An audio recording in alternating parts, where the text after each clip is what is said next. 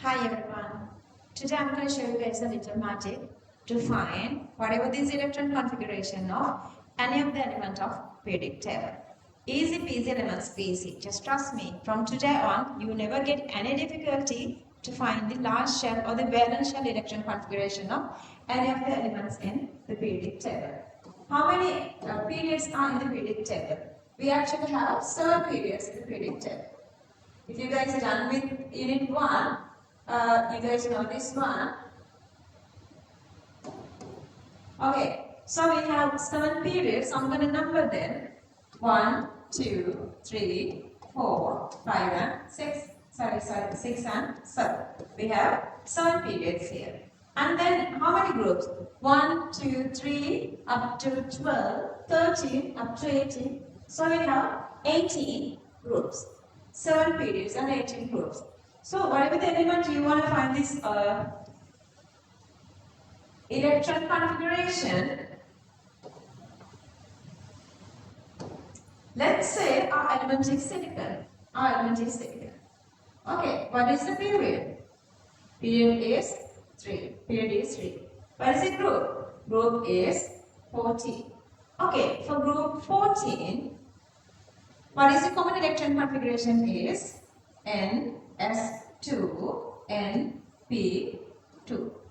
But N, the principal quantum number is now 3, so that valence shell electron configuration of silicon become 3s2, 3p2. Clear? Now we know the electron configuration of silicon. Let's go with another. Let's say something that we don't know. I'm going to go to the same group. Let's say we're going to find the electron configuration of lead. This time it's difficult, but still the same. See, group 14 and the period is 6. How do we do that? Group 14, 6 period. Okay, the group 14 common electron configuration NS2, NP2. But definitely it's 6 period, so that we're going to write the exact electron configuration of lead, that is 6s2, 6p2. Wow, see how easy this is to find the electron configuration of any of these. Okay, if we move on to another, let's say, I'm going to go with this any other. We can go with anything. Let's say that is iodine. See the period. 5th period. Group 17. What's the common electron configuration of group 17 elements? Those are NS2, NP5. And the period is 5. So that I'm going to write the exact electron configuration of iodine. So that's 5s2, 5p5. Okay, that is the p block, which is easier. That's the p block part. Then I'm going to move on to, let's say I'm going to move on to s block. That's again easier. S block is again easier. Okay, let's say I'm going to go with potassium. So, NS1 become 4S1. If it is barium, group 2, NS2 become 6 period, 6S2. Okay, S and P are easier.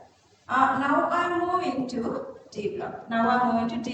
It's actually little challenging, but it's not something difficult. It's not something that you can do. It's not that difficult. Let me go through that. For group D block, scandium, titanium, vanadium, chromium, manganese, cobalt, copper, zinc. And if you are starting from this, scandium, this is calcium. Group 2, so this is going with 4s2.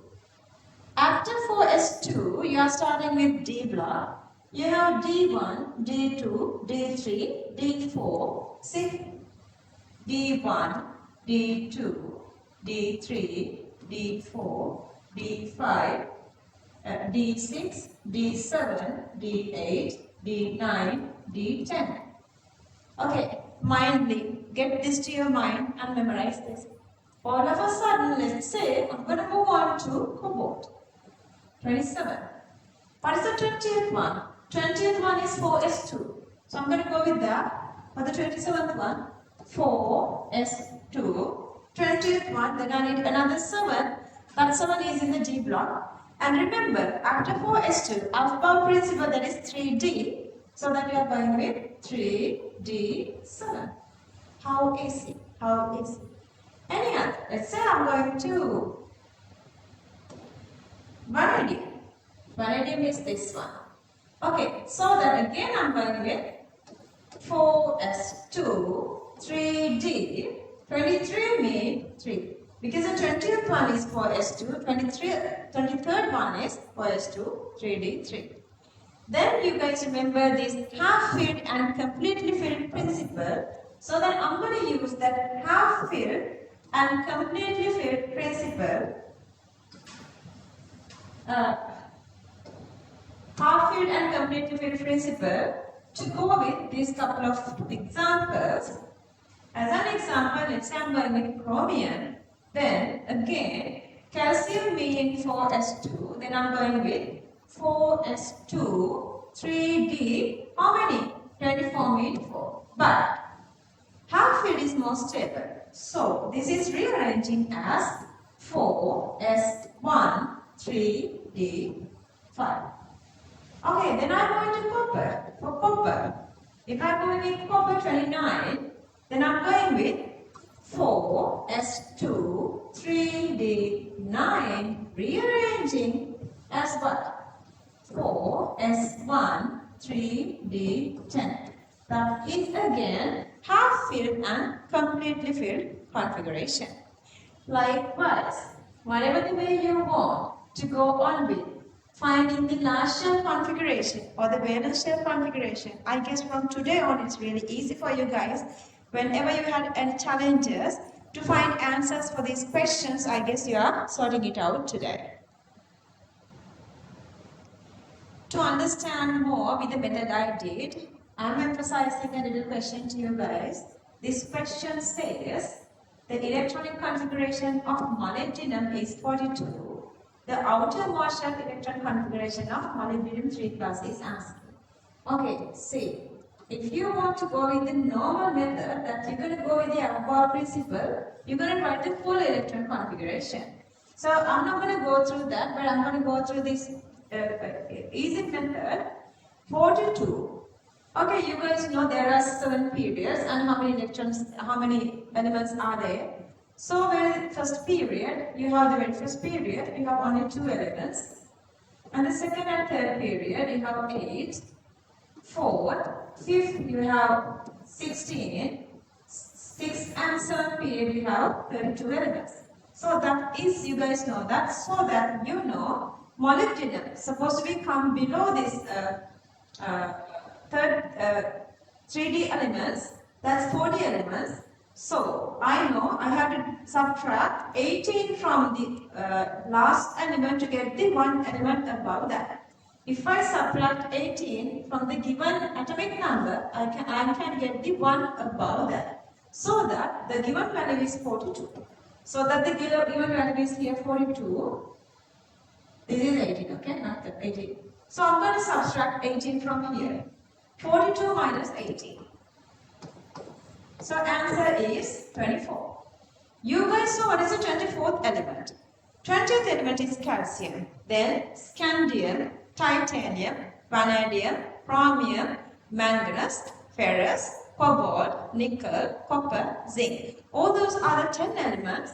Okay, so that's the 24th element. Scandium, titanium, vanadium, chromium. So the 4th element is chromium.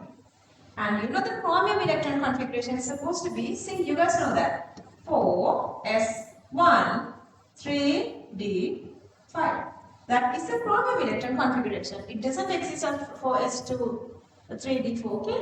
Then 1 below is supposed to have what? 1 below is supposed to have 4 plus 1, 5s1, 3 plus 1, 4d5. So that the configuration of molybdenum is supposed to be 5s1, 3d5, 5s1, 3d5.